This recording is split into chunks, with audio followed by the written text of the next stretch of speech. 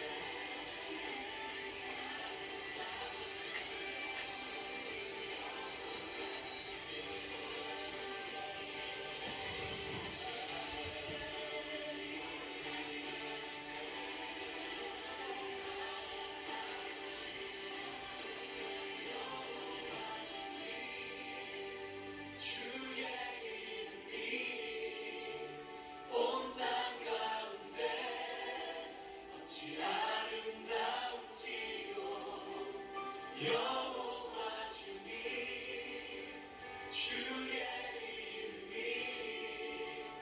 온 땅 가운데 어찌 아름다운지요 여호와 주님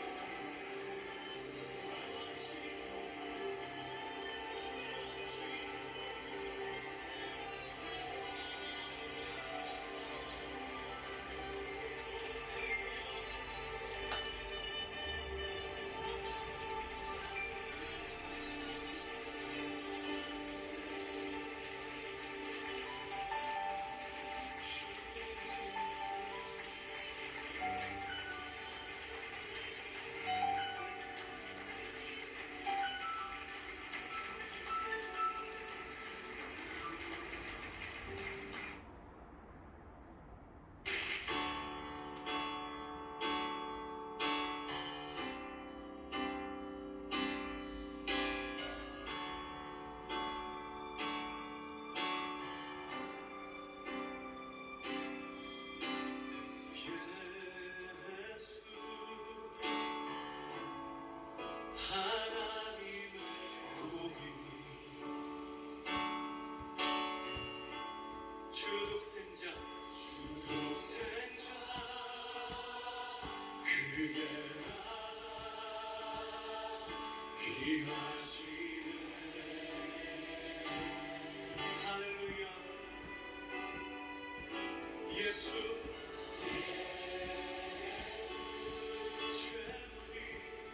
재물이 되신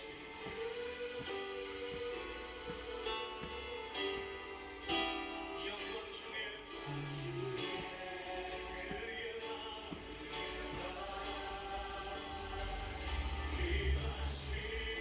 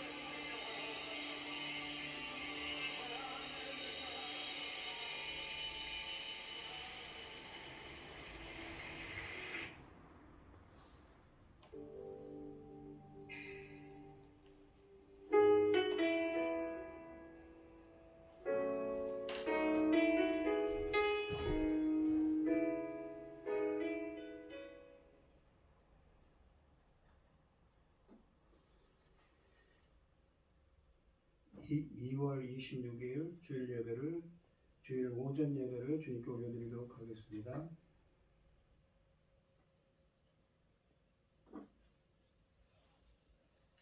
찬송가 21장입니다.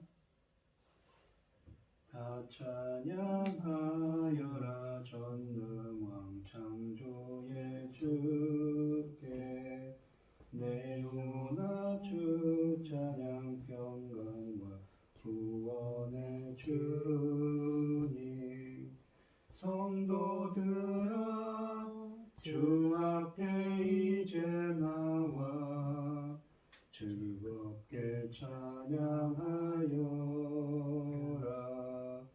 다 찬양하여라 놀라운 만유의 주께 포근한 날개 늘 품어주시는 주님 성도들아 주님의 뜻 안에서 내 소원 다 이루리라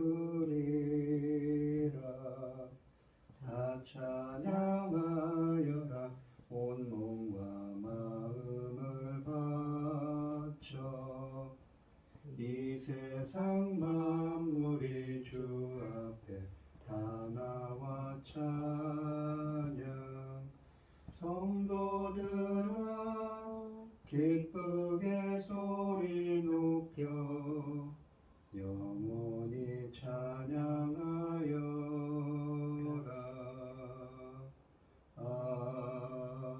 아멘. 사도신경하심으로 신앙 고백하도록 하겠습니다. 전능하사 천지를 만드신 하나님 아버지를 내가 믿사오며 그 외아들 우리 주 예수 그리스도를 믿사오니 이는 성령으로 잉태하사 동정녀 마리아에게 나시고 본디오 빌라도에게 고난을 받으사 십자가에 못 박혀 죽으시고 장사한 지 사흘 만에 죽은 자 가운데서 다시 살아나시며 하늘에 오르사 전능하신 하나님 우편에 앉아 계시다가 저리로서 산 자와 죽은 자를 심판하러 오시리라. 성령을 믿사오며 거룩한 공예와 성도가 서로 교통하는 것과 죄를 사하여 주시는 것과 몸이 다시 사는 것과 영원히 사는 것을 믿사옵나이다. 아멘. 교동문 55번입니다. 제가 먼저 읽겠습니다. 여호와께서 집을 세우지 아니하시면 세우는 자의 수고가 헛되며 여호와께서 성을 지키지 아니하시면 파수꾼은 깨어있음이 헛되도다. 너희가 일찍 일어나고 늦게 누우며 수고의 떡을 먹음이 헛되도다. 그러므로 여호와께서 그의 사랑하시는 자에게는 잠을 주시는도다. 보라, 자식들은 여호와의 기업이요 태의 열매는 그의 상급이로다. 젊은 자의 자식은 장사의 수중의 화살 같으니 이것이 그의 화살통에 가득한다는 복되도다. 그들이 성문에서 그들의 원수와談판을 할 때에 수치를 당하지 아니하리로다. 아멘. 찬송가 597장입니다. 597장 찬송하시고 고현희 집사님 기도해 주시겠습니다. 이전에 주님을 내가 몰라 영광의 주님을 비방했다. 지극한 그대 내게 넘쳐 날 불러주시니 고마워라. 나 받은 달란트 얼마런가 나 힘써 그것을 남기어서 갑절로 주님께 바치오며 충성된 종이라 상 주시리. 전하고 무능한 나에게도 귀중한 직분을 맡기셨다. 그 은혜 고맙고 고마워라. 이 생명 바쳐서 충성하리. 나 하는 일들이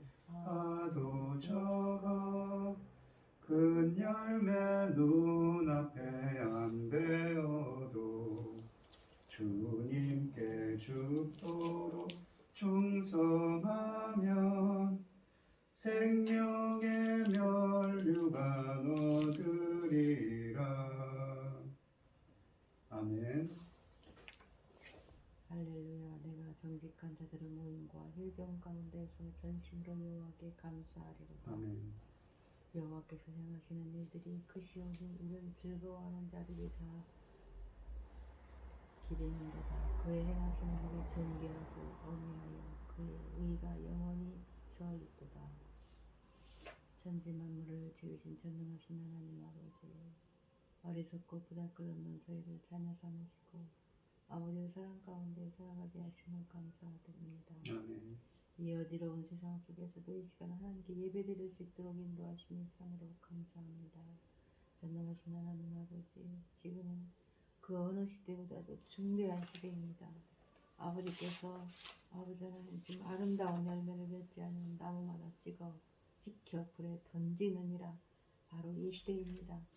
이 중대한 시대에 아버지 하나님, 저희는 아버지 큰 하나님 앞에 잘못된 선택을 함으로 나라가 어지럽고 아버지 하나님 국민들을 힘들어하고 있습니다. 아버지 하나님 앞에 너무너무 죄송한 일입니다. 아버지 저희들이 되돌릴 수 있다면 언제라도 반드시 되돌리고 싶습니다. 아버지 하나님 주신 사명, 제사상 나라까지 삼아주신 이 나라 사명 감당하고 아버지 앞에 가기를 소원하오며 아버지 하나님 불쌍히 여기시고 긍휼을 베풀으셔서 아버지 원하시고 기뻐하신 길로 다시 돌아올 수 있도록 도와주시옵소서.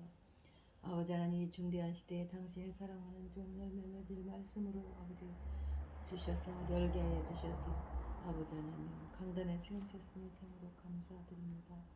아버지 하나님 그 귀한 말씀으로 인하여 아버지께서 받으시기에 합당한 열매들이 나올 수 있도록 넉넉히 나와서 아버지께 드려질 수 있도록 도와주셨기를 원하옵고 아멘. 이 모든 말씀 엉망죄악 가운데서 우리를 구원하여 주신 예수 그리스도 이름으로 기도드리옵나이다. 아멘. 오늘 함께 하실 하나님의 말씀은 에베소서 5장 22절로 33절입니다. 에베소서 5장 22절로 33절 말씀입니다. 교독을 하도록 하겠습니다. 제가 먼저 읽겠습니다. 아내들이여 자기 남편에게 복종하기를 주께 하듯 하라. 이는 남편이 아내의 머리됨이 그리스도께서 교회의 머리됨과 같음이니 그가 바로 몸의 구주시니라. 그러므로 교회가 그리스도에게 하듯 아내들도 범사에 자기 남편에게 복종할지니라.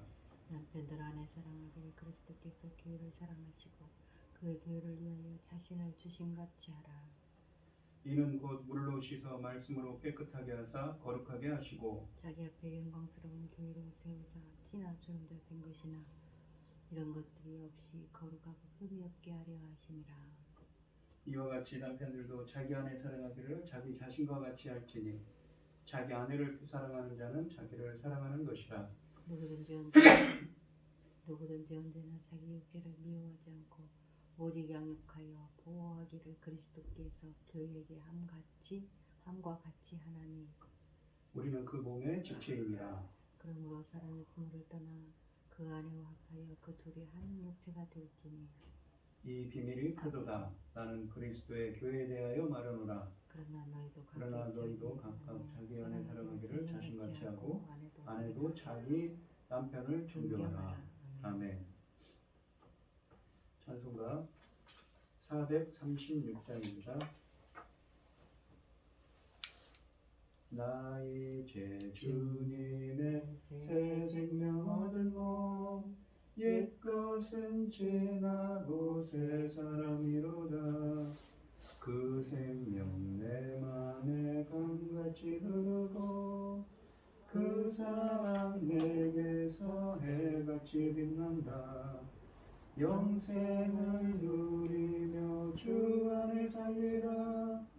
오늘도 내일도 주 함께 살리라.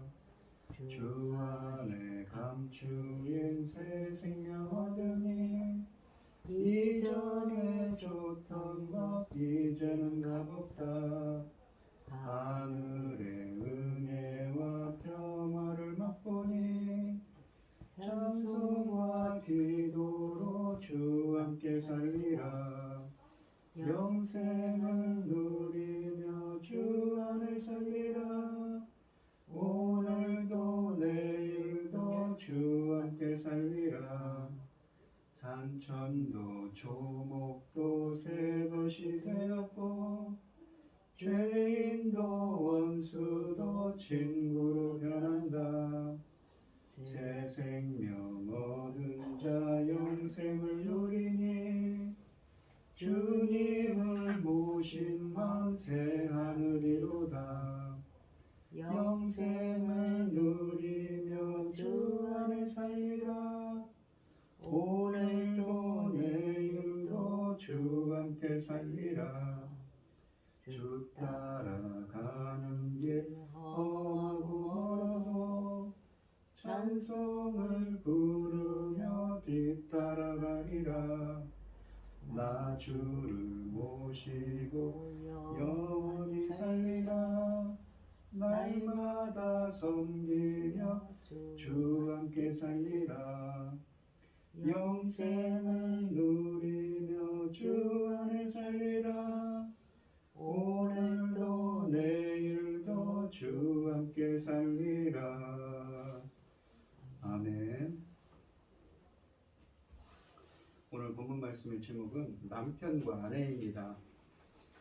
이 본문은 오늘 본문 말씀은 이 상호 복종이라는 개념으로 앞달라, 그러니까 지난 시간에 했었던 이 에베소서 5장 15절로 21절 말씀과 밀접 관계에 연결되어 있습니다. 21절에서 사도는 성도들이 피차 복종하는 것에 대해 말한 후에 22절부터 시작하는 본문에서는 먼저 부부관계에 이 상호 복종을 적용을 합니다. 그리스도와 교회의 관계에 비추어 남편과 아내의 관계를 다룹니다. 이는 남편을 자신의 머리로 삼아 복종하고 남편은 그리스도의 사랑을 본받아 아내를 사랑하라고 권면하고 있습니다. 22절 말씀을 보시면 아내들이여 자기 남편에게 복종하기를 죽게 하듯 하라라고 말씀하십니다. 바울은 아내들에게 죽게 하듯 남편에게 자발적으로 복종하라고 설명합니다. 죽게 하듯이라는 말은 주님께 합당하게 라는 말입니다.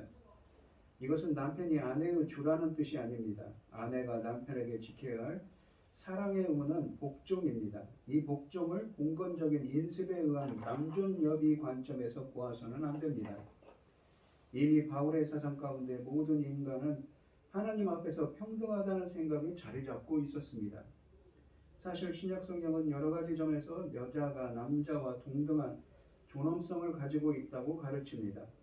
아내가 남편에게 복종하라는 바울의 권고는 권위의 주장이 아니라 질서에 관한 것입니다. 남자와 여자는 상호 보완적이며 서로 독특한 지위와 역할을 가지고 있는데 한 가정에서의 지도자적인 책임과 역할은 남편에게 주어져 있다는 것입니다. 그러므로 아내는 남편을 주님을 섬길 때처럼 자발적인 사랑의 동기로 남편의 지도자적 역할을 인정해 주어야만 합니다. 복종에 대한 우리의 개념은 그리스도와 교회 사이에 존재하는 관계, 즉 그리스도께서 교회를 사랑하시고 교회는 그분께 복종하는 관계에서 유래해야 합니다. 아내는 남편과 그리스도께 사랑에서 우러나는 자발적인 복종을 행해야 합니다.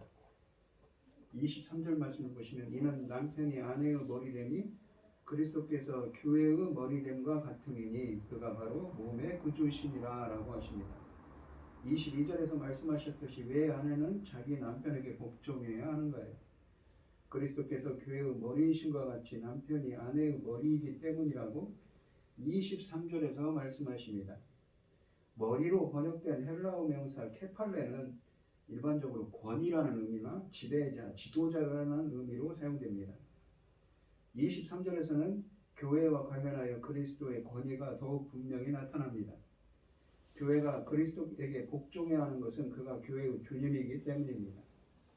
23절에서 사도는 그리스도와 교회의 관계에 근거하여 남편과 아내의 관계를 진술합니다. 따라서 머리이신 그리스도가 교회에 대해 권위를 가지고 있는 것처럼 아내의 머리인 남편도 아내에 대해 권위를 가지고 있습니다.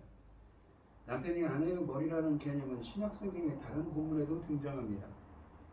사도 바울은 고린도 교회 성도들에게 고린도전서 11장 3절에서 각 남자의 머리는 그리스도요 여자의 머리는 남자요 그리스도의 머리는 하나님이시라 라고 말합니다. 그러나 사도는 왜 남자가 여자의 머리인지 그 이유를 명쾌하게 제시하지 않습니다. 단지 문맥적으로 고린도전서 11장 8절로 9절에서 여자가 남자에게서 났으며 여자가 남자를 위하여 지음을 받았다고 하는 진술에서 그 이유를 짐작할 수 있을 뿐입니다. 디모데전서에서 사도는 여자가 가르치는 것과 남자를 주관하는 것을 허락하지 않는 이유를 제시하면서 아담이 먼저 지음받고 하와가 그 후에 지음받은 사실을 디모데전서 2장 13절에서 언급합니다. 두 본문의 1차적인 목적은 남자 혹은 남편의 버리됨을 논증하기 위한 것이 아닙니다. 그러나 남자가 먼저 창조되고 그 후에 여자가 남자에게서 남자를 위하여 창조되었다는 사실은 남자와 여자의 관계에서 남자의 우선성을 보여줍니다. 가장 먼저 태어난 아들에게 장자의 권리가 주어지듯이 먼저 지음받은 남자에게 머리의 권한이 주어진 것입니다. 에베소서 5장 23절에서 사도 바울은 이러한 창조 사실에 근거하여 남편의 머리됨을 말하고 있는 것입니다. 그러나 사도 바울이 여성을 열등한 존재로 간주하는 것은 아닙니다. 그는 갈라디아 교회 성도들에게 너희는 유대인이나 헬라인이나 종이나 자유인이나 남자나 여자나 다 그리스도 안에서 하나이니라 라고 갈라디아서 3장 28절에서 선언합니다. 이것은 그리스도의 복음이 지닌 의미를 가장 잘 보여주는 본문입니다. 이 본문에서 이 사도는 그리스도 안에서 이루어진 새 창조의 질서 안에서 이 세상의 모든 차별이 철폐되었음을 알려줍니다. 유대인과 이방인의 인종차별이 해소되었고 주인과 종의 신분차별이 해소되었으며 남자와 여자의 성차별도 해소됐습니다. 그러므로 그리스도의 복음을 받아들인 사람들은 하나님 앞에서 모두 동등하며 하나님 남자와 여자도 동등합니다. 사도의 가르침은 당시 사회의 가부장적 구조에 근거한 것이 아니며 그런 구조를 강화하려는 것도 아닙니다. 앞에서 언급한 대로 에베소서 본문에서 이 남편의 머리됨은 고대 사회에서 빌려온 것이 아니라 하나님의 창조 질서에 근거한 것입니다. 하나님은 남자를 먼저 창조하시고 그 뒤에 남자에게서 여자를 창조하시되 돕는 배필로 창조하셨다고 했습니다. 이것은 가정을 이끌어가는 가정의 권위와 책임을 남자에게 부여하셨음을 의미합니다. 그러나 돕는 배필이라는 말은 일방적으로 남편을 섬기는 조력자를 뜻하지 않습니다. 한글 성경에서 돕는 배필이라고 번역한 히브리어 명사 에제르는 도움 또는 돕는 자를 의미합니다. 구약 성경에서 이 단어는 하나님과 관련하여 사용되기도 했습니다. 시편 70편 5절에 보시면 하나님께 이렇게 간구합니다. 주는 나의 도움이시요 나를 건지시는 이시오니 여호와여 지체하지 마옵소서라고 말합니다. 하나님이 우리의 도움 그리고 우리를 돕는 자라는 말은 그가 우리를 섬기는 낮은 존재라는 의미가 아닙니다. 따라서 하나님께서 하와를 돕는 배필로 창조하셨다고 해서 여자를 남자보다 열등한 존재로 생각해서는 안 되는 것이지요. 여자는 모든 본질적인 면, 즉 하나님의 형상을 갖고 있다는 점에서 남자와 대등한 돕는 자입니다. 그런 그의 곁에서 함께 지내며 함께 일하는 사람입니다. 남편의 머리됨은 창조 사실뿐 아니라 그리스도의 구속과도 관련이 있습니다. 23절에서 바울은 남편의 머리됨을 구주이신 예수 그리스도의 머리됨과 연결지어 이렇게 말합니다.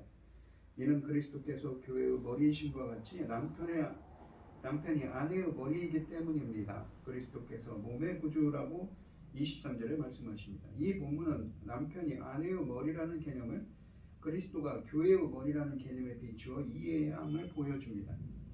그리스도는 자기 육체로 원수된 것을 오시고 유대인과 이방인들을 자기 안에서 하나님의 새로운 인류, 즉 에클레시아, 그 하나님의 신부인 교회를 그 주님의 신부인 교회를 창조하셨습니다.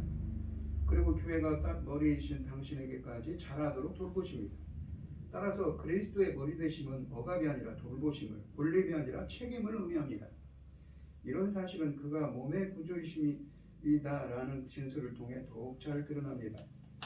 몸의 머리가 몸의 구주이신 것입니다.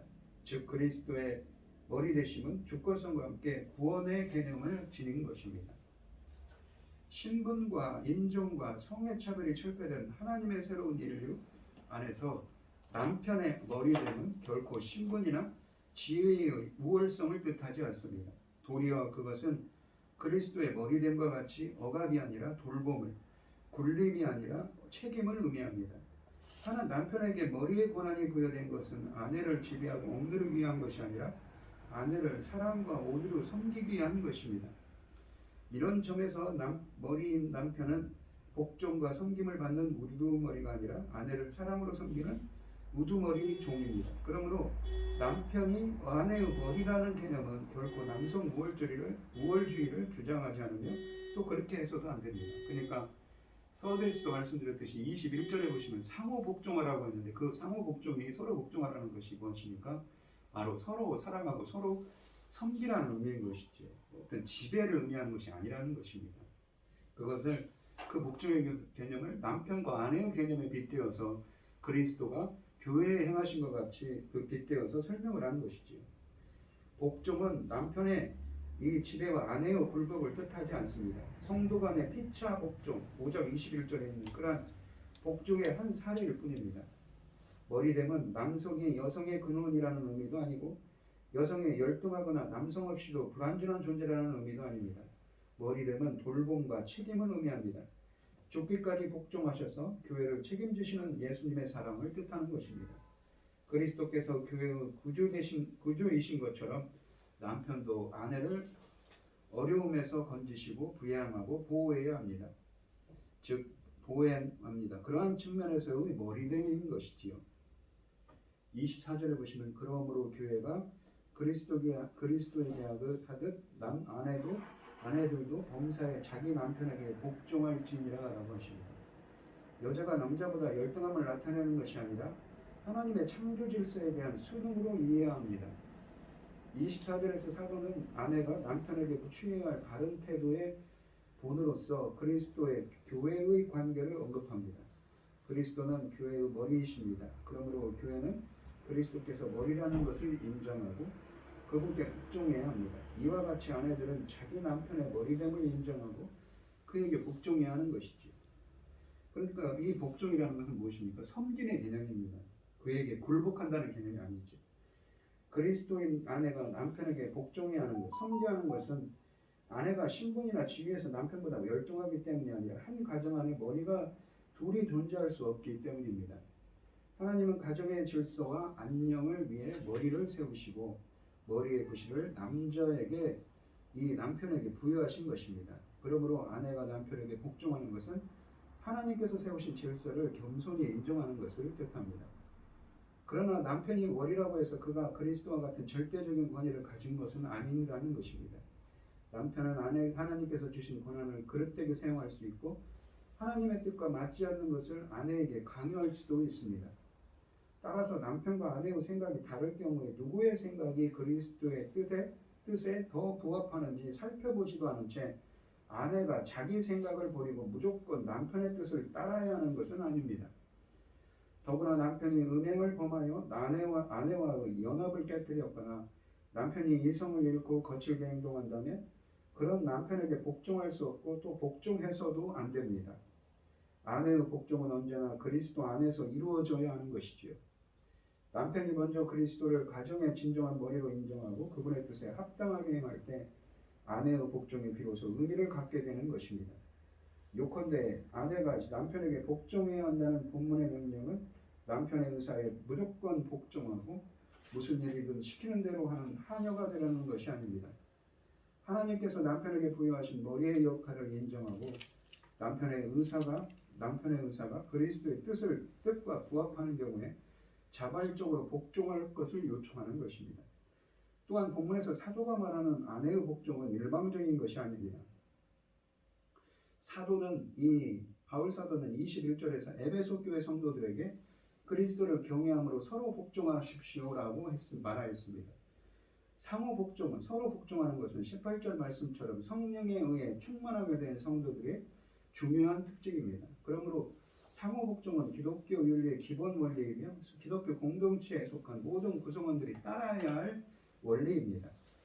결혼한 사람이든 아니든 그리스도인들은 모두 그리스도를 경외함으로 서로 복종해야 하는 것입니다.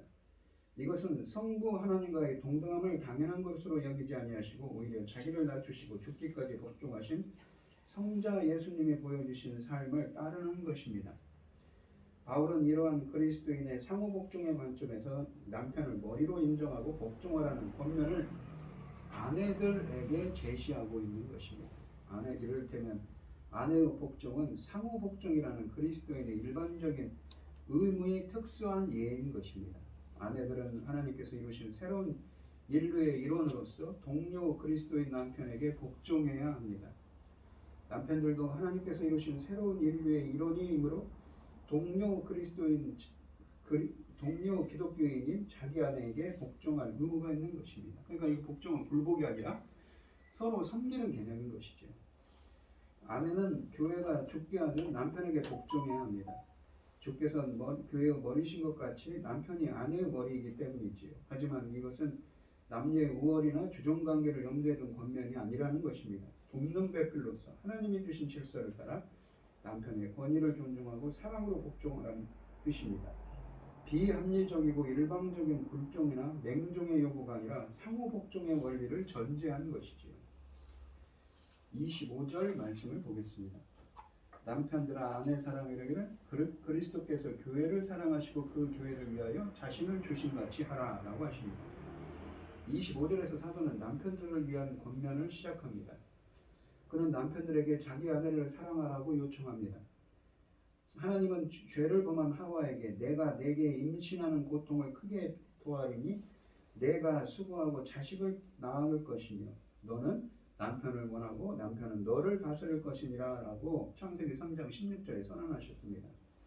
범죄와 타락으로 부부관계가 왜곡된 결과 아내는 남편을 사모하고 남편들은 아내를 다스리게 된 것입니다. 그러나 사도는 기독교인 남편들에게 자기 아내를 다스리라고 요구하지 않습니다. 그가 남편들에게 준 명령은 자기 아내를 사랑하라는 것이 전부입니다. 이것은 타락으로 왜곡된 부부관계가 그리스도 안에서 회복되었음을 의미합니다. 이 사랑하다라고 번역한 헬라어는 아가페에서 유래된 아가파오입니다.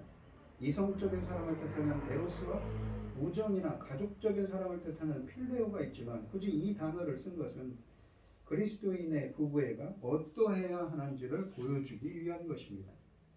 곧 아내에 대한 남편의 사랑은 그리스도께서 교회에 대한 것처럼 자기 중심적인 이기적 사랑이 아닌 헌신적이고도 희생적인 사랑이어야 한다는 것입니다. 25절 후반부에서 사도는 아내에 대한 남편의 사랑을 보여주는 구체적인 신뢰로 교회를 위해 자기 목숨을 버리신 그리스도의 고귀한 자기 희생적인 사랑을 언급합니다. 그리스도인 남편들은 그리스도께서 교회를 사랑하여 자기 목숨을 버리신 것처럼 자기 아내를 사랑해야 합니다. 그리스도께서 교회를 사랑하여 자기 목숨을 버린 것처럼 남편은 아내를 위하여 자기를 희생할 수 있어야 합니다. 이것은 아무 보상이나 대가를 바라지 않고 자기를 내어주는 이타적인 사랑인 것이죠. 26절로 27절 말씀을 보겠습니다. 이는 곧 물로 씻어 말씀으로 깨끗하게 하사 거룩하게 하시고 자기 앞에 영광스러운 교회로 세우사 티나 주름 잡힌 것이나 이런 것들이 없이 거룩하고 흠이 없게 하려 하십니다. 그러니까 이렇게 하기 위해서 그 교회를 위해서 주님께서 자신을 주셨다. 십자가에서 희생되셨다는 것이죠. 그런 것처럼 그렇게 하신 것처럼 남편들도 아내를 사랑해야 한다고 십자가의 사랑처럼 사랑해야 한다는 말씀입니다. 사도는 그리스도께서 교회를 위해 자기 목숨을 내어주신 목적을 26절로 27절에서 밝힙니다. 말씀을 통해 교회를 물로 씻어 깨끗하게 하시고 이 거룩하게 하시는 것이며 티나 주름이나 또는 이와 같은 것들이 없이 영광스러운 교회로 자기 앞에 세우시게 하는 것이며 교회를 거룩하고 흠이 없게 하시려는 것이라고 하시는 것입니다. 이 본문은 목적을 나타내는 히나라는 접속사절 3개로 이루어져 있습니다. 그리스도께서 교회를 위해 자기를 내어주신 목적은 첫째 26절에 보시면 교회를 물로 씻어 정결하게 하고 거룩하게 하는 것이며 두 번째로는 27절 상반절에 보시면 교회를 티나 주름이 없이 영광스러운 신부로 자기 앞에 세우는 것입니다. 세 번째로는 교회를 거룩하고 흠이 없게 하는 것입니다. 교회를 물로 씻어 깨끗하게 하고 거룩하게 한다는 것은 교회를 모든 죄와 불의에서 정결하게 하며 하나님께 헌신된 새 언약의 백성이 되게 하는 것을 의미합니다. 여기서 씻음을 받았다는 표현은 그리스도의 피를 통해 이루어진 영적인 정결함을 가리킵니다. 씻음을 의미하는 이 헬라어 명사 루트론이 등장하는 또 다른 본문인 디도서 3장 5절에서 사도는 이 단어를 중생과 거듭남, 중생과 연결하여 사용합니다. 디도서 3장 5절에서 중생의 씻음이라는 이 표현은 물세례, 우리가 교회에서 사용하는 물세례가 아니라 성령 세례이지요. 죄인의 죄를 정결하게 하는 그리스도의 구속 사건, 죄인을 거듭나게 하는 성령의 역사와 관련이 있는 것입니다. 요한복음 3장 5절에 보시면 예수께서 대답하시되 진실로 진실로 내게 이르노니 사람이 물과 성령으로 나지 아니하면 하나님 나라에 들어갈 수 없느니라 라고 하십니다. 물과 성령이라고 하는데 문법적으로 뭐라고 하냐면 물 즉 성령으로부터입니다. 그러니까 이 물이라는 것은 성령의 역사라는 것이죠. 이 세례, 이게 물세례 의식 자체는 죄인의 죄를 씻거나 죄인을 거듭나게 하는 효력이 없기 때문입니다. 죄인의 죄를 씻어 정결하게 하는 것은 오직 흠없고 점없는 어린 양 같은 그리스도의 보배로운 피뿐이며 죄인을 거듭나게 하는 것은 성령의 역사와 하나님이 살아있고 항상 있는 말씀뿐이라고 성경에서 말씀하십니다. 또한 본문에서 물의 씻음과 함께 사용된 갓살이죠. 깨끗하게 하다라는 동사는 다른 본문, 성경의 다른 본문들에서 그리스도의 피와 함께 나타납니다. 히브리서 9장 14절, 요한일서 1장 7절 같은 말씀들이 나타납니다. 우리의 양심을 죽은 행실에서 깨끗하게 하고 우리를 죄에서 깨끗하게 하는 것은 이러한 물세례 의식이 아니라 예수 그리스도의 보혈인 것이지요. 게다가 물의 씻음이라는 표현은 갓살이죠 뿐 아니라 이 깨끗하게 하다라는 말뿐 아니라 하기야주, 거룩하게 하다라는 뜻의 헬라어인 하기야주와 밀접하게 연결되어 있습니다. 거룩하게 하는 것도 세례가 아니라 그리스도의 피와 말씀과 성령인 것입니다. 제자들은 예수 그리스도의 말씀으로 깨끗하게 되며 하나님의 말씀으로 거룩하게 되는 것입니다. 또한 성도들은 그리스도의 피로 거룩하게 되며 성령 안에서 거룩하게 됩니다. 이런 증거는 본문에 나타난 물의 씻음이 세례가 아니라 그리스도의 구속사건을 가리키는 은유적 표현임을 입증합니다. 요컨대 그리스도께서 교회를 위하여 자신을 내어주신 목적은 자기 피로 교회를 모든 죄와 불의에서 씻어 정결하게 하고 거룩하게 하시는 데 있는 것입니다. 또한 26절의 마지막에서 말씀으로 깨끗하게 하신다고 하십니다. 그리스도는 복음의 진리를 듣고 믿는 이들을 자기 보혈로 정결하고 깨끗하게 하십니다. 이런 점에서 사도는 그리스도께서 이 교회를 자기 피로 씻어 거룩하게 하고 정결하게 하시는 일이 복음의 진리를 통해 일어난다고 말하는 것입니다. 사도 바울은 27절에서 그리스도가 교회를 위하여 자기를 내어주신 목적이 교회를 티나 주름이 없이 영광스러운 교회를 자기 앞에 세우는 데 있다고 또한 말합니다. 물로 씻어 정결하게 하고 영광스러운 교회를 자기 앞에 세운다는 뜻은 하나님과 이스라엘의 관계를 묘사하는 에스겔서 16장을 연상시키는 말씀입니다.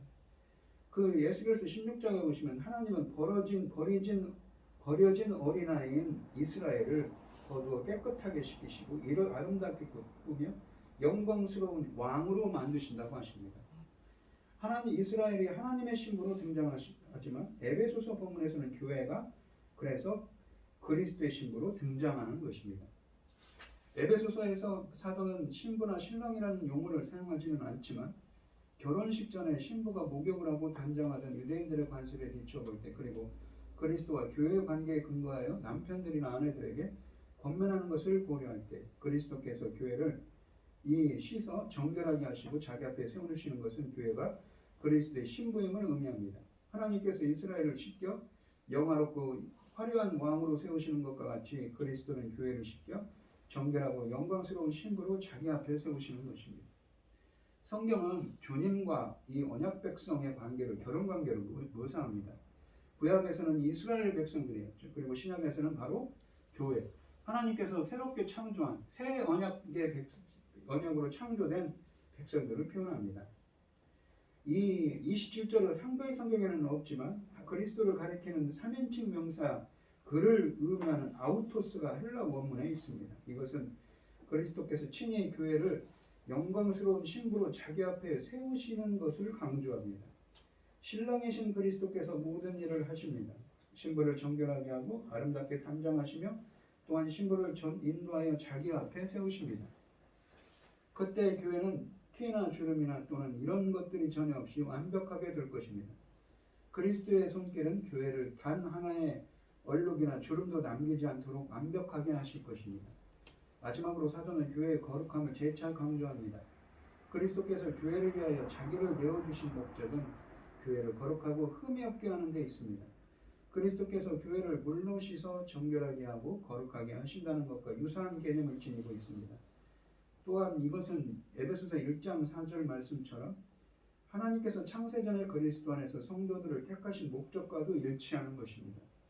성도들을 자기 앞에 거룩하고 흠이 없게 하시려는 하나님의 계획은 그리스도의 구속과 성령의 인침을 통해 실현되기 시작되었으며 그리스도께서 유대인들과 이방인들을 하나 되게 하여 창조하신 새로운 하나님의 백성인 그 교회를 말씀과 성령을 통해 거룩하고 흠이 없게 하여 자기 앞에 영광스러운 신부로 세우실 때 마침내 완전히 실현될 것입니다. 따라서 그리스도께서 교회를 거룩하고 흠이 없는 영광스러운 신부로 자기 앞에 세우시는 것은 새로운 하나님의 백성을 창조하신 하나님의 구원 역사의 절정이라고 할 수 있습니다.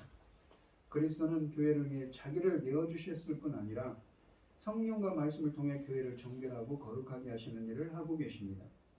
지상의 교회는 죄 많은 인간들이 모인 공동체이므로 죄와 허물로 오염되며 세상의 비난과 조롱과 멸시를 받기까지 합니다.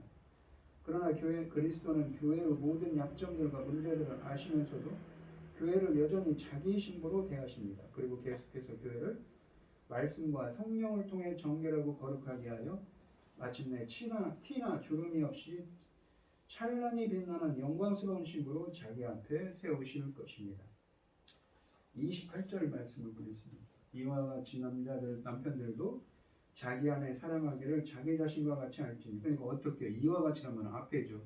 그리스도께서 십자가에서 내주심으로 그 희생으로 말미암아 이 하나님의 백성들을 그 거룩하고 흠이 없도록 그들에게 구원의 은혜를 베푸신 것처럼 이 거룩한 신부들로 그리스도의 신부들로 세우신 것처럼 남편들도 아내 사랑하기를 자기 자신과 같이 할지니 자기 아내를 사랑하는 자는 자기를 사랑하는 것이니라 라고 하십니다. 28절에서 사도 바울은 이와 같이 남편들도 자기 몸을 사랑하는 것 같이 자기 아내를 사랑해야 합니다 라고 말합니다. 이와 같이라는 말은 그리스도께서 교회를 거룩하고 영광스럽게 하시려고 교회를 위하여 자신을 내어주신 희생적 사랑을 가리킵니다. 그 앞줄에 있지요. 그리스도는 교회의 머리이지만 교회에 의해 군림하여 섬김을 받으시기보다 교회를 사랑하시고 교회를 위하여 자신을 내어주셨습니다. 이와 같이 남편들도 아내의 머리라고 해서 아내 위에 군림하거나 아내에게 희생을 요구할 것이 아니라 오히려 아내를 사랑하고 그 아내를 위해 자신을 내어주어야 한다는 것입니다. 남편들은 자기 아내가 비록 순종적이지 않다고 하더라도 아내를 무조건적으로 사랑해야 하는 것입니다. 남편들이 자기 아내를 사랑해야 하는 것은 아내에 대한 의무이기 이전에 주님에 대한 의무이기 때문입니다. 이 본문에서 사도는 새로운 비교 기준으로 자기 자신에 대한 사랑을 제시합니다. 즉 남편들은 아내를 사랑하되 자기 자신을 사랑하는 것처럼 해야 한다는 것입니다. 이것은 이 그리스도께서 자기 몸인 교회를 사랑하시는 것처럼 남편들도 아내를 사랑해야 한다는 것을 암시하는 것입니다. 아내가 복종함으로 남편은 지배하라고 하지 않습니다. 이 교회를 위해 자기 자신을 내어주신 그리스도처럼 사랑하라고 합니다. 교회의 머리이신 그리스도께서 교회에게 희생을 요구하기보다 먼저 자신을 버리는 사랑으로 교회를 구원하시고 거룩하고 흠이 없는 신부로 삼으셨듯이 남편도 아내를 사랑하고 자신을 내어주어야 합니다. 자기 몸을 대하든 아내를 대해야 합니다. 그렇다면 복종과 사랑은 동의어이며 남편과 아내는 그리스도를 경외함으로 피차 복종하는 관계인 것입니다. 29절과 30절에 보시면 누구든지 언제나 자기 육체를 미워하지 않고 오직 양육하여 보호하기를 그리스도께서 교회에게 함과 같이 하나니 우리는 그 몸의 지체임이라 라고 하십니다. 사람이 자기 몸을 사랑하는 데에는 이유가 없습니다. 그것은 본능적이며 무조건적입니다. 마찬가지로 그리스도께서 은혜로 교회를 선택하여 자신의 몸으로 삼으셨기에 이유 없이 교회를 사랑하시는 것이지요. 이 31절과 32절에 보시면 그러니까 이 그리스도께서 교회의 머리가 되시는데 그 몸을 이루는 그 지체들이 누굽니까? 바로 우리죠. 교회죠. 그리스도께서 교회는 건물이 아니라 바로 우리라고 했어요. 주님께서 불러내임을 받은 자들의 모임이죠. 그 몸이 바로 지체이기 때문에 그렇게 자기 몸의 지체들을 사랑하듯이 주님은 사랑한다고 표현하는 것입니다. 31절 32절에 보시면 그러므로 사람이 부모를 떠나 그의 아내와 합하여 그 둘이 한 육체가 될지니 이 비밀이 크도다. 나는 그리스도와 교회에 대하여 말하노라 라고 하십니다. 31절에서 사도는 창세기 2장 24절을 인용합니다. 창세기 2장 18절에 25절은 하나님께서 사람을 위해 결혼 제도를 세우신 사실을 다루고 있습니다. 본문에서 사도가 창세기 본문을 인용한 목적은 결혼을 통해 아내가 남편과 한 몸이 된다는 사실을 확정하기 위한 것이고 또한 남편들이 자기와 한 몸이 된 아내를 사랑해야 한다는 권면을 뒷받침하기 위한 것입니다. 창세기 본문의 인용 뒤에 따라 나오는 이 비밀이 큽니다. 그러나 나는 그리스도와 교회에 대해 말합니다. 라는 바울의 선언은 본문의 내용과 잘 어울리지 않는 것처럼 보입니다.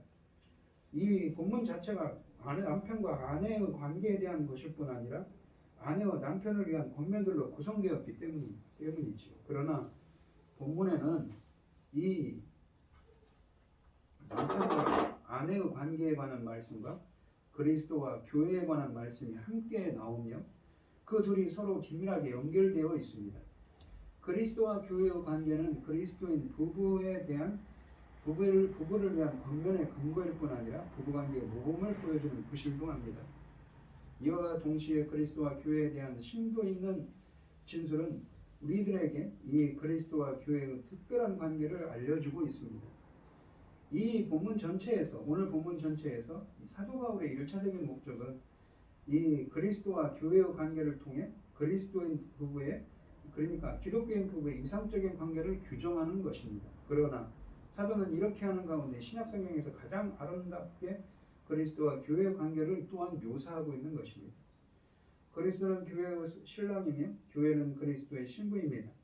이 둘의 연합은 마치 신랑과 신부가 이 부모를 떠나 한 몸이 되는 것과 같이 친밀하고 신비스러운 것입니다.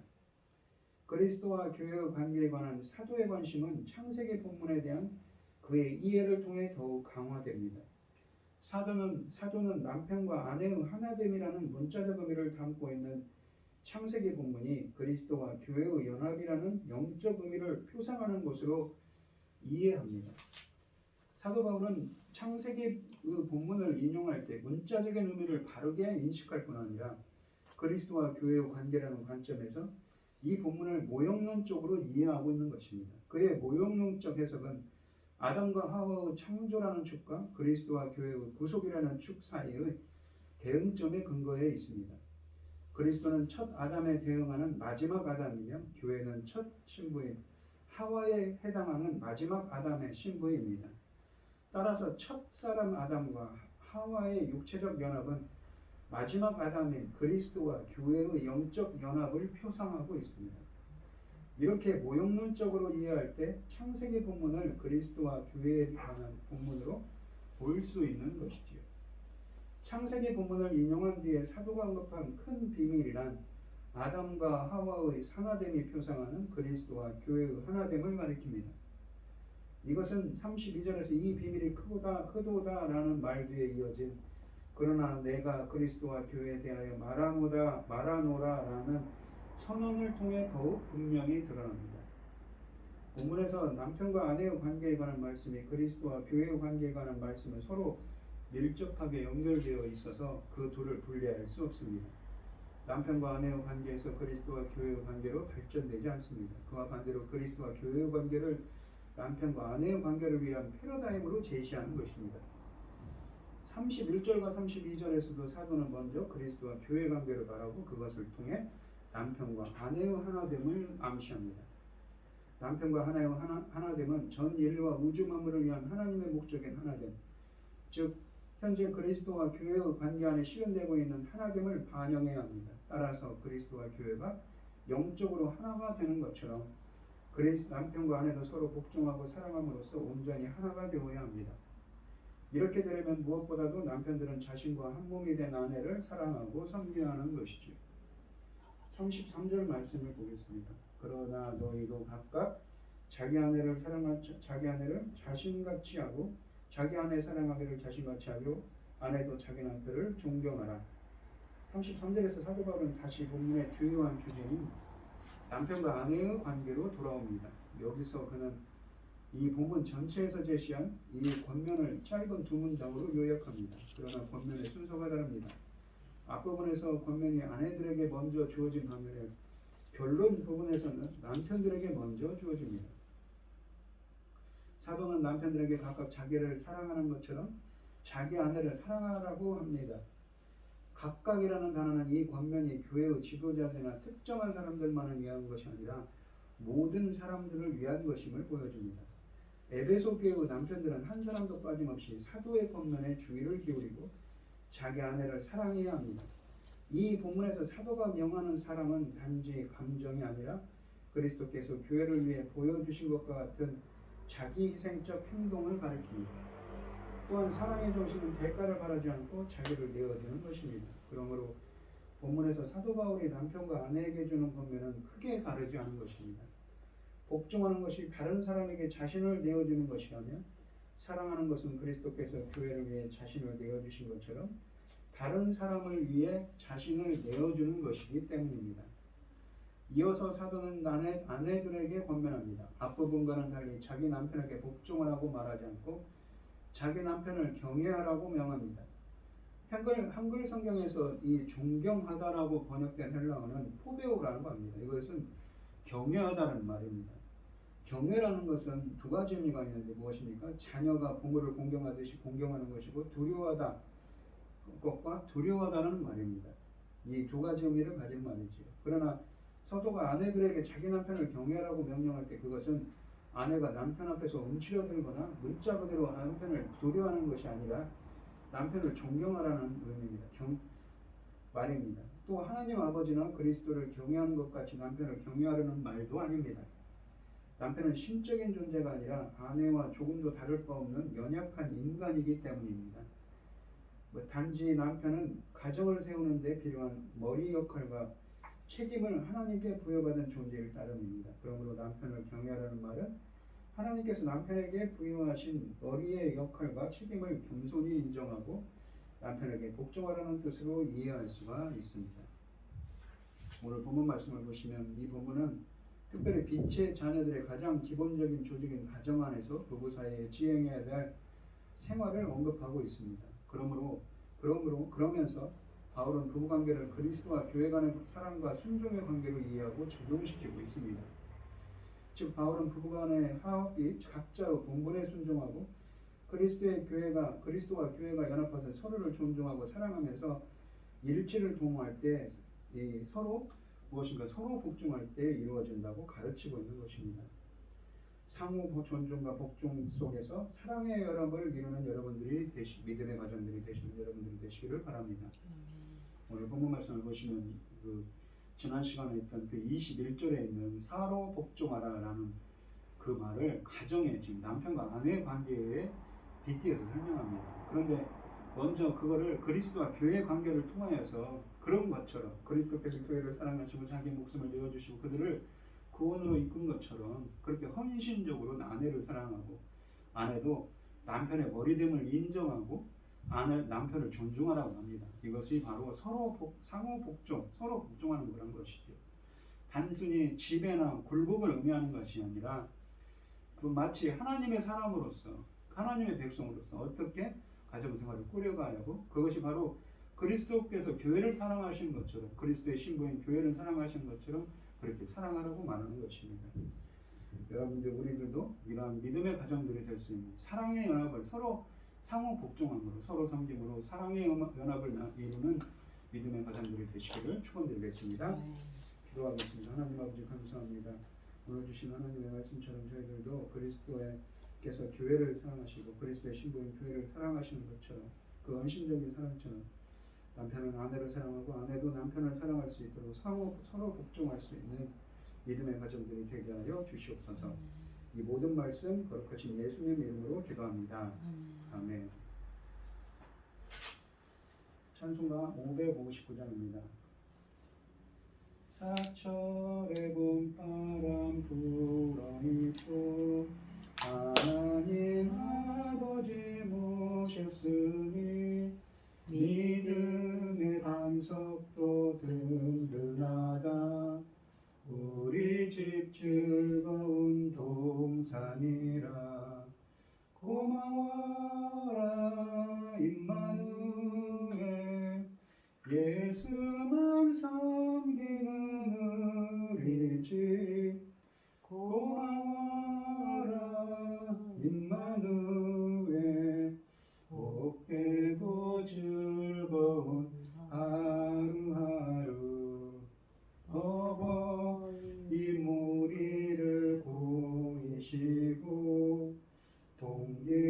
사랑에 뭉쳐있고 기쁨과 소름도 같이 하니 안간의 조마도 천국이라 고마라 임마누엘 예수만 섬기는 우리 집 고마라 임마누엘 복되고 즐거운 하루하루 아침과 저녁에 수고하여 다같이 일하는 온 식구가 한 상에 둘러서 먹고 마셔 여기가